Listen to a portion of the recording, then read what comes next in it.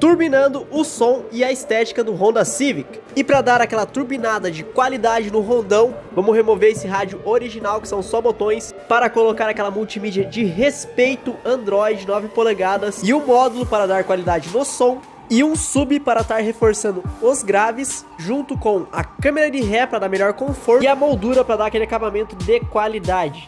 Já começamos desmontando o painel de ponta a ponta, instalando os chicotes e fiações dele e passando a fiação com acabamento impecável do módulo. E minha gurizada, dá uma olhada nisso.